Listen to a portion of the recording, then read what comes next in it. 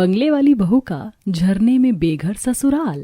अरे भाभी क्या कर रही हो? ऐसे सब्जी काटोगी तो चाकू से तो हाथ कट जाएगा। देखो मैं सिखाती हूँ आपको।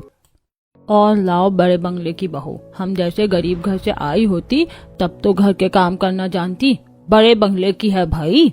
छोटी सी गलती होने पर पार्वती अपनी बहू को खरी खोटी सुनाने लगती है। कुछ ही देर में काजल अपनी बड़ी भाभी पूजा के साथ मिलकर खाना बनाती है और सभी खाना खाकर काम पर चले जाते हैं और राजू स्कूल चला जाता है, जिसके बाद दोनों देवरानी जेठानी घर में अकेली होती हैं और काम करते हुए बातें करती हैं। निहारिका, तुम तो यहाँ बोर हो जाती होगी ना? तुम्हारा घर तो बहुत बड़ा होगा, काफी सारे लोग होंगे, तुम्हारे तो दोस्तों के साथ घूमना फिरना भी रहता होगा। और यहाँ देखो, माँ पापा खेत चले जाते हैं, घर के मर्द काम पर जाते हैं, राजू भी स्कूल चला जाता है और काजल भी सिलाई सीखने के लिए रोज चली जाती है। फिर घर में हम दोनों ही बचते हैं।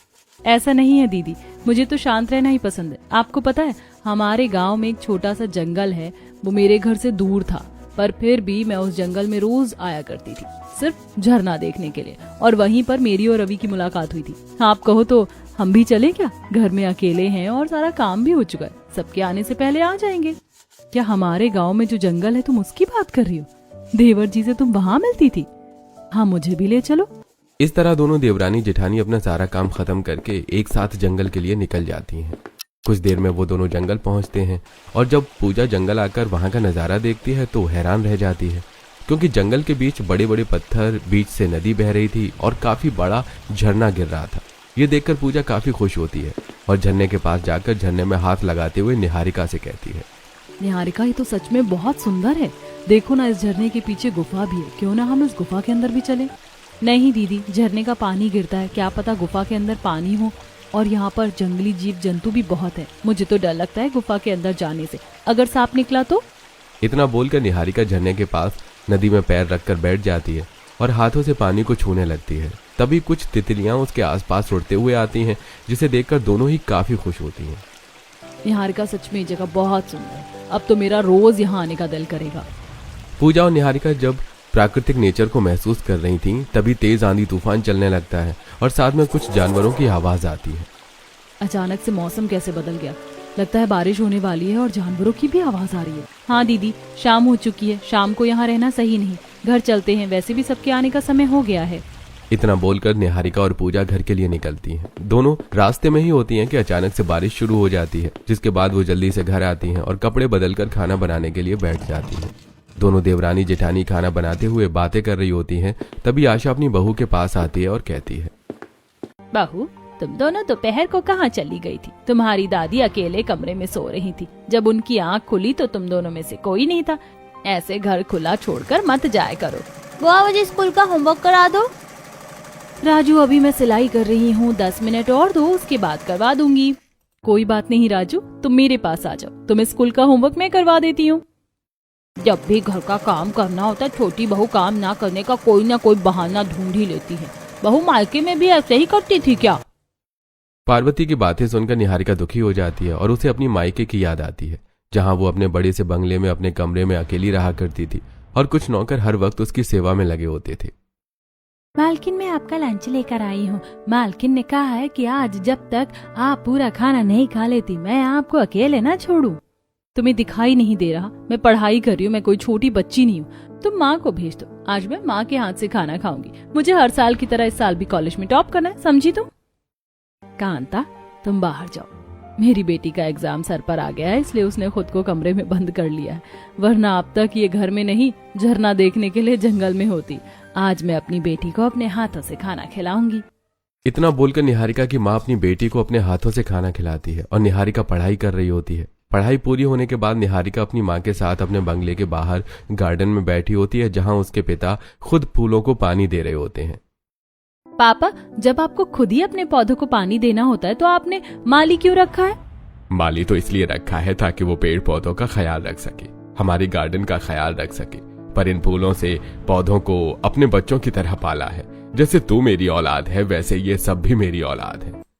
अपने पिता की बात सुनकर निहारिका भी खड़ी हो जाती है और पौधों को पानी देने लगती है। और जब निहारिका ये सब सोच रही होती है, तभी घर में घर के मर्द आते हैं और रवि अपनी दादी से कहता है, दादी जी, मैं जानता हूँ आप लोग अभी तक निहारिका को दिल से अपना नहीं पाई है। निहारिका बड़े घर से है, उसकी फैमिली भी मुझे नहीं अपना पाई है, पर इसका मतलब ये नहीं है कि आप मेरी बीवी को हर बात पर ताने दें। वो बड़े घर की होने के बाद भी हमारे इस छोटे से घर में काम करने की चीज सीखने की पूरी कोशिश कर रही है। क्या आपको ये सब नजर नहीं आता? माँ, रात गई बात गई। अब जो है जैसी है निहारिका बहू इस घर की बहू है। हम सबके लिए अच्छा यही होगा कि हम अपनी अमीर बहू को अपना लें। सभी घर वाले समय के साथ निहारिका को अपना तो लेते हैं, पर दादी सास अब भी निहारिका को नापसंद ही करती हैं। समय गुजरता है और अब खाली समय में पूजा और निहारिका जंगल जाती है और झरने के पास बैठकर काफी देर तक बातें करती है। तुम और देवर जी इतनी जगह मिले तभी तो आज तुम दोनों एक साथ हो। जब से शादी हुई है तब से तो तुमने देवर जी के साथ यहाँ आना ही बंद कर दिया। मैं तो कहती हूँ कभी कभी आ जाया करो। दीदी, पहले में और अब में बहुत फर्क है। अब वो काम करते हैं और मैं नहीं चाहती कि मेरी वजह से उनका नुकसान हो। और माँ जी पापा जी भी तो खेत में कितनी मेहनत करते हैं। तुम बाकी से कितनी अलग हो। अच्छा निहारिका, चलो घर चलते हैं। वैसे मैं आज एक मटका लेकर आई थी झरने का पानी लेकर जाने के लिए, क्योंकि यहाँ का पानी बहुत साफ और ठंडा होता है। इस तरह पूजा झरने का ठंडा और साफ पानी मटके में भरकर घर आती है। देखते ही देखते रात हो जाती है और जब पूरा परिवार एक साथ खाना खा रहा होता है तब रवि का दोस्त पवन उससे मिलने उसके घर आता है, जहां रवि और पवन घर के बाहर खाट पर बैठकर बातें करते हैं। यार भाई, मुझे यकीन नहीं हो रहा तूने इतनी अमीर घर की लड़की से शादी कर ली। वैसे मैं शहर में शिफ्ट हो गया, यहाँ तो बस अपनी फैमिली को लेने के लिए आया था। 2 दिन बाद गांव की सारी जमीन, घर, सारा सामान बेचकर शहर में ही शिफ्ट हो जाऊंगा। अब जब गांव आना ही नहीं है तो फिर गांव में क्यों जमीन छोड़ना, है ना? सच में शहर में तू बहुत बड़ी नौकरी कर रहा है क्या? पर तू तो मुझसे भी कम पढ़ा लिखा है। तेरी शहर में जॉब लग गई और मेरी नहीं। शहर में मेरे लिए भी कहीं कोई बात करना भाई, ताकि मैं भी तेरी तरह अपने पूरे परिवार के साथ शहर में शिफ्ट हो पाऊं, ताकि कोई मेरी बीवी को ताने ना दे सके। मैं भी काम करके अमीर होऊंगा, फिर देखता हूँ कौन मेरी बीवी को खरी खोटी सुनाता है। अरे तू तो मेरा बचपन का साथी है, मैं तेरे लिए कहीं ना कहीं जरूर बात करूंगा। पवन रवि से बात करके वहां से चला जाता है। देखते ही देखते 1 हफ्ता बीत जाता है और पवन शहर में रवि के लिए एक बड़ी सी कंपनी में बात करता है। शहर से रवि को फोन आता है और रवि नौकरी के लिए शहर जाता है और देखते ही देखते 2 महीने बीत जाते हैं और 2 महीने बाद रवि गांव वापस आता है। अरे आ गया मेरा बेटा, पूरे 2 महीने बाद आया है। बेटा, शहर जाकर तो तू हमें भूल ही गया, बस अपनी बीवी से ही बात करता था। क्या तुझे हमारी याद नहीं आती? ऐसा क्यों बोलती हो दादी? मुझे हर वक्त आप लोगों की याद आती थी। मैंने तो फैसला कर लिया है, अब से हम लोग शहर में ही रहेंगे। शहर गांव से बहुत अच्छा है, वहाँ के घर, जमीन, सब कुछ बहुत अच्छी है। आपको पता है वहाँ की जमीन कितनी महंगी है? मैंने तो सोच लिया है, मैं अपने दोस्त पवन की तरह गांव का सब कुछ बेचकर आप लोगों के साथ शहर में शिफ्ट होऊंगा। माफ करना रवि, पर मैं गांव में ही काम करता हूँ और ये गांव ही हमारा असली घर है। रवि, मैं जानता हूँ तूने कुछ अच्छा ही सोचा होगा हम लोग के लिए, पर तेरा भाई सही कह रहा है। क्या पापा, अब हर कोई शहर में रहता है, गांव में रखा है क्या? सूरज भैया, जब रवि भैया को काम मिल सकता है तो आपको क्यों नहीं? आप भी शहर में काम कर लेना। माँ, पापा और भैया को बोलो ना कि हम भी शहर चलते हैं। शहर का नाम सुनकर काजल, पूजा, राजू और आशा काफी खुश होते हैं। वो लोग भी रवि के साथ शहर जाने की जिद करने लगते हैं। देखते ही देखते 1 हफ्ता बीत जाता है और आखिरकार रवि अपने घर वालों को मनाने की कोशिश करता है। बेटा, शहर की चकाचौंध जिंदगी देखकर तेरी आंखें चौंधिया गई हैं। माँ जी, मान जाइए ना, एक बार छोटी बहू के तो बारे में सोचो। कहाँ वो बड़े घर की लड़की हमारे घर में इतने दिनों से कैसे एडजस्ट कर रही है, ये बस वही जानती है। हाँ दादी जी, अब तो निहारिका को घर के सारे काम भी आ गए हैं और वो आपका कितना ख्याल रखती है। उसकी खुशी के बारे में तो सोचिए। काजल, पूजा, आशा रवि के जिद करने पर सूरज, विनोद और आशा इस बात के लिए मान जाते हैं और कुछ ही दिनों में रवि अपना घर, जमीन, खेत और घर में रखे सारे सामान को बेच देता है और पूरा परिवार अपना सामान बांधकर घर खाली करते हुए इमोशनल होता है। कभी सोचा नहीं था कि कभी शहर जाने के लिए इस घर को छोड़ना होगा। पता नहीं अब हम फिर कभी कब गांव आ पाएंगे। भैया, हमारे रिश्तेदार गांव में ही रहते हैं, अगर कभी दिल करेगा तो गांव आ जाना। अभी चलते हैं, नहीं तो ट्रेन छूट जाएगी और स्टेशन जंगल के रास्ते से है, वहां से कोई गाड़ी भी नहीं जाती, हमें पैदल ही जंगल पार करके जाना होगा। इतना बोलकर रवि अपने पूरे परिवार के साथ सामान लेकर घर से निकल जाता है। जैसे वो लोग जंगल पहुंचते हैं रवि के पास फोन आता है और वो वहीं पर चुपचाप सिर पकड़कर बैठ जाता है। ये देखकर पूरा परिवार परेशान हो जाता है। क्या हुआ रवि, तू चलते चलते अचानक से रुक क्यों गया और रो क्यों रहा है? माँ, सब बर्बाद हो गया, मेरी नौकरी चली गई। मालिक का फोन आया था, वो कह रहे थे कि पिछले 10-15 दिन से काम सही से नहीं चल रहा है, इसलिए उन्होंने सभी एम्प्लॉइज को निकाल दिया है। जब तक उनका काम सही नहीं हो जाता हम में से किसी को भी ऑफिस जाने की जरूरत नहीं है। अगर मैं शहर में काम नहीं करूंगा तो घर का किराया कैसे भरूंगा? शहर में नई जमीन कैसे लूंगा? आप लोगों को कहाँ रखूंगा? रवि जब सारी बात अपने घर वालों को बता रहा होता है तभी तेज बारिश शुरू हो जाती है और पेड़ के पीछे से कुछ गुंडे हाथों में बंदूक, चाकू, हथियार लेकर बाहर आते हैं और उन्हें चारों तरफ से घेर लेते हैं। तुम सब सीधे खड़े रहो और जो कुछ है सब निकाल कर हमें दे दो, अगर जान प्यारी है तो। देखो, हमारे पास कुछ नहीं है, जाओ यहाँ से। अच्छा, लगता है इन्हें अपनी जान प्यारी नहीं है।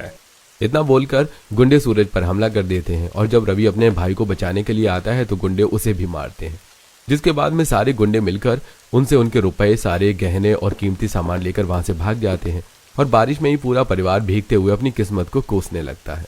ये सब इस मनहूस की वजह से हो रहा है। जब से ये बड़े बंगले से हमारे गरीब घर में आई, हमारे घर में सब अशुभ होने लगा है और इसकी वजह से आज हम इस जंगल में बेसहारा लाचार बैठे हैं। दादी, बस करो, मेरी गलतियों का इल्जाम मेरी बीवी पर मत डालो। बस उसकी एक ही गलती है कि वो अमीर है, पर उसने अमीर का कभी घमंड हमें नहीं दिखाया। मुझे ठंड लग रही है, मैं बारिश में पूरी तरह से भीग गया हूँ। देखो ना, उन गुंडों ने मुझे कितनी तेज की धक्का दिया था, मेरे घुटने से भी खून आ रहा है। हमें वापस गांव जाना चाहिए, अपने घर। अब हमारे पास ना तो पैसे हैं और ना ही शहर जाने के लिए टिकट। बहू, कौन से घर जाओगी? तुम भूल गई, तुम्हारे देवर की वजह से हम बेघर हो चुके हैं। हमारा अब कोई घर नहीं है और ना ही हमारा कोई रिश्तेदार पास में है और कोई हमारी मदद क्यों ही करेगा। आज तक कभी किसी ने हमारी मदद करी है क्या? लगता है अब हमें इस जंगल में ही रात गुजारनी होगी। पूरा परिवार परेशान जंगल में बैठा होता है। बारिश भी बंद हो चुकी थी, पर शाम होने की वजह से जानवरों की आवाज आने लगती है और काजल की नजर एक हिरन पर पड़ती है। माँ, लगता है शाम के वक्त यहाँ काफी सारे जानवर घूमते हैं। अभी मैंने एक हिरन को यहाँ से जाते हुए देखा था और जानवरों की भी आवाज आ रही है। माँ, हम अपने घर नहीं जा सकते पर गांव वालों से मदद तो ले सकते हैं ना। यहाँ पर रात गुजारने के लिए बस एक ही जगह है, झरना। दीदी, माँ जी, आप सब खाने, पैसे और बिस्तर का इंतजाम करके आ जाओ। मैं काजल, दादी और राजू के साथ उस गुफा में जा रही हूँ। इस तरह आशा, पूजा और घर के तीनों मर्द गांव के अंदर जाते हैं और निहारिका बाकी परिवार के साथ उस गुफा में जाती है जो अंदर से पूरी सूखी होती है। चाची, अंदर से कितना अंधेरा है। भाभी, आपको कैसे पता इस जगह के बारे में? ये जगह बहुत सुंदर है बाहर से। शादी से पहले मुझे अकेले रहना बहुत पसंद था। अगर घर में कभी लड़ाई होती थी या मेरा मन नहीं लगता था तो मैं इस जंगल में ही आ जाती थी। तब तुम्हारे भैया इस जंगल से कॉलेज के लिए आया जाया करते थे और यहीं पर हमारी मुलाकात हुई थी। पर इस गुफा के अंदर मैं पहली बार आ रही हूँ। मुझे लगता था ये गुफा अंदर से गीली होगी, पर मैं गलत थी। ये तो पूरी तरह से सूखी हुई है। अब बस गाँव वाली हमारी कुछ मदद कर दें। इतना बोलकर निहारिका गुफा से बाहर निकलती है और आसपास से कुछ लकड़ियां जमा करके खराब कपड़ा बांधकर पत्थरों को आपस में टकराकर उसकी चिंगारी से आग जलाती है और गुफा के अंदर रोशनी होती है। तो वहीं गांव के अंदर आशा, पूजा, सूरज, रवि और विनोद अपनी जान पहचान वालों से मदद मांगते हैं। माफ करना आशा बहन, मैं तुम्हारी मदद कर देती, पर तुम तो जानती हो हमारा एक कमरे का घर है। हम तुम्हारे इतने बड़े परिवार को कहाँ रखेंगे। मैं तुम्हारी ज्यादा मदद तो नहीं कर पाऊंगी, पर मैं तुम्हें बिस्तर दे देती हूँ। इतनी मदद करने के लिए शुक्रिया। पूजा और आशा गांव की कुछ औरतों से चादर, बिस्तर और चटाई लेकर जंगल की ओर निकल जाती हैं। तो वहीं सूरज, रवि और विनोद भी अपने कुछ दोस्तों के घर जाकर मदद मांगते हैं। भाई, हमारे ऊपर तो दुखों का पहाड़ टूट गया है, हम बेघर हो गए हैं। अगर तू हमारी कोई मदद कर देता तो मैं तेरा एहसान जिंदगी भर याद रखूंगा। रवि, मैं तो कल सुबह सुबह खुद शहर जा रहा हूँ और तू तो जानता है मेरी माँ का नेचर, पर फिर भी मैं तुझे कुछ पैसे दे रहा हूँ, इससे तेरी थोड़ी तो मदद हो ही जाएगी। इस तरह रवि अपने दोस्त से कुछ पैसे लेता है तो वहीं सूरज और विनोद और अपने कुछ दोस्तों से राशन देकर पूरा परिवार जंगल के अंदर आता है और निहारिका उन सभी के सामान सबसे पहले गुफा के अंदर बिस्तर लगाती है और बाहर पत्थरों पर खाना बनाने लगती है, जिसे देख आशा पार्वती से कहती है, देखिए माँ जी, आप जिसे दोषी ठहरा रही थी, आज उसकी वजह से हम इस जंगल में रात गुजार पा रहे हैं। मेरी जिस बहू को सब्जी काटनी भी नहीं आती थी, आज वो पुराने जमाने के तरीकों को अपनाकर हम सभी के लिए खाना बना रही है। तू सही कह रही है बहू, इतने बड़े घर की लड़की है पर घमंड बिल्कुल नहीं। इतने दिनों तक हमारे साथ उसने गरीबी देखी, सारा काम करना सीखा और आज जब हम बेघर हो गए तो ये चाहती तो अपने मायके जा सकती थी। माँ बाप है, माफ कर ही देते, पर इसने हमारा साथ नहीं छोड़ा। ये सब देखकर पार्वती के दिल में निहारिका के लिए जगह बन जाती है। कुछ ही देर में खाना बन जाता है और जब पूरा परिवार झरने के पास बैठकर खाना खा रहा होता है तो उन्हें जानवरों की आवाज सुनाई देती है। हम अब भी जंगल में हैं और जंगल में ही खाना खा रहे हैं। आखिर कब तक हम इस गुफा में रहेंगे? हम किराए पर भी तो घर ले सकते हैं ना। मुझे बहुत डर लग रहा है, कहीं ऐसा ना हो हम गुफा के अंदर सो रहे हैं और कोई जानवर गुफा के अंदर आ जाए। डरो मत काजल, मैं गुफा के बाहर 4-5 मशाल जला दूंगी। कॉलेज में हमें ये सब चीज सिखाई गई थी जब हम जंगल में कैंपिंग करने के लिए जाते थे। और वैसे भी ये झरना है, जानवर झरना पार करके गुफा के अंदर नहीं आएंगे। निहारिका सही कह रही है। मैं और निहारिका खाली समय में अक्सर यहाँ आते थे और शाम को घर के लिए जाते थे। यहाँ के जानवर जंगल के अंदर ही घूमते हैं, इस जगह पर नहीं आते। ये जगह बिल्कुल सेफ है। इस तरह पूरा परिवार खाना खाकर गुफा के अंदर जाता है और निहारिका 4-5 मशाल गुफा के बाहर लगा देती है। पूरा परिवार सोने की कोशिश करता है, पर जानवरों की आवाज से और झरने की आवाज से उन्हें नींद नहीं आती। मैंने कभी नहीं सोचा था क्या कभी हमारे परिवार को यह दिन भी देखना पड़ सकता है। ये सब कुछ मेरी वजह से हुआ है, आप सब मुझे माफ कर दो। बेटा, गलती तो हो चुकी है, अब इसे सुधारना होगा। मैंने कुछ जगह पर किराए के लिए बात करी है, पर कोई भी हमें किराए पर घर देना नहीं चाहता। हर कोई 5,000-10,000 रुपया एडवांस मांग रहा है। हमारा परिवार बहुत बड़ा है, एक या तो कमरे में गुजारा नहीं होने वाला। अब हमें पहले कुछ पैसे जोड़ने होंगे और जब तक हमारे पास पैसे नहीं आ जाते हमें इस जंगल में, इस गुफा में ही घर बनाकर रहना होगा। इस तरह सभी बात करते हुए सो जाते हैं और जब सब सुबह उठकर गुफा से बाहर निकलते हैं तो झरने को देखकर और पक्षी की आवाज सुनकर उन लोगों को काफी अच्छा महसूस होता है। झरने की पानी सफेद धार में गिर रही और चंचलता से बह रही थी। पक्षी की आवाज कोलाहल कर रही थी, तितलियां उड़ रही थी, ठंडी हवा बह रही थी और झरने की आवाज सुनाई दे रही थी। तो वहीं कोयल भी कुछ कह रही थी। रात भले ही बुरी हो गई हो, पर सुबह कितनी अच्छी लग रही, कितना सुंदर नजारा है। सूरज जी, आप काम पर जाओ, राजू जल्दी से तैयार हो जाओ, मैं तुम्हें स्कूल छोड़कर आऊंगी। पापा जी आप भी कहीं कोई काम देख लीजिए, क्या पता किराए पर कोई खेत दे दे खेती करने के लिए। शायद दीदी बिल्कुल सही कह रही है। काजल, क्या तुम मेरे साथ जंगल के थोड़े अंदर चलोगी? क्या पता कुछ फल सब्जी खाने को मिल जाए। इस तरह पूजा राजू को तैयार करके स्कूल लेकर जाती है। सूरज भी काम पर चला जाता है। अब विनोद और रवि काम की तलाश में गांव में जाते हैं और आशा पार्वती के साथ गुफा के अंदर बैठी रहती है। तो वहीं निहारिका अपनी नंद के साथ खाने की तलाश में जंगल में घूमती है। भाभी, आप पहले भी जंगल में रहती थी क्या? आपको तो बिल्कुल भी डर नहीं लग रहा। मुझे तो डर लग रहा है कहीं पीछे से कोई जानवर ना आ जाए। आप भी कोई डंडा उठा लो। जब काजल डरते हुए चल रही होती है तभी निहारिका के सामने एक खरगोश आता है जिसके हाथों में गाजर होती है। गाजर देखकर निहारिका काजल से कहती है, ये देखो काजल, इस खरगोश के पास गाजर है। इसका मतलब आसपास कहीं गाजर का पेड़ है या कोई दूसरे फल। चलो थोड़ा और अंदर चलते हैं। निहारिका और काजल जंगल के और अंदर जाते हैं जहाँ उन्हें काफी सारे फल और सब्जियों के पेड़ नजर आते हैं। मुझे पता था इस जंगल में सब्जी और फल के भी पेड़ हैं। शादी से पहले जब मैं इस जंगल में झरने के पास बैठने के लिए आया करती थी तो कुछ औरतें साड़ी के पल्लू में फल और सब्जी लेकर आती थी और यहीं से धोकर गांव में उन्हें बेचने के लिए जाती थी। मैं सोच रही हूँ कि मैं भी कुछ फल बाजार में बेच लूँ, इसी बहाने 2 पैसे भी हाथ आ जाएंगे। अब दोनों नंद भाभी कुछ सब्जियों और फल को तोड़कर वापस गुफा के पास आती हैं और काजल के साथ मिलकर गुफा के बाहर बैठकर खाना बनाती हैं और अपने घर वालों को खाना देते हुए कहती हैं, माँ जी, जंगल में हमें कुछ सब्जी और फलों के पेड़ मिले हैं। मैं ज्यादा मात्रा में फल भी तोड़कर लाई हूँ। सोच रही हूँ कि बाजार जाकर इन्हें बेच दूँ। बहू, तू फल बेचने के लिए बाजार जाएगी? तू इतने बड़े घर की लड़की है, ये सब कैसे कर पाएगी? दादी जी हालात सब सिखा देते हैं। जब माँ बाप ने ही साथ छोड़ दिया तो किस बात की अमीर। अब मेरा यही घर है और आप ही मेरे अपने हो।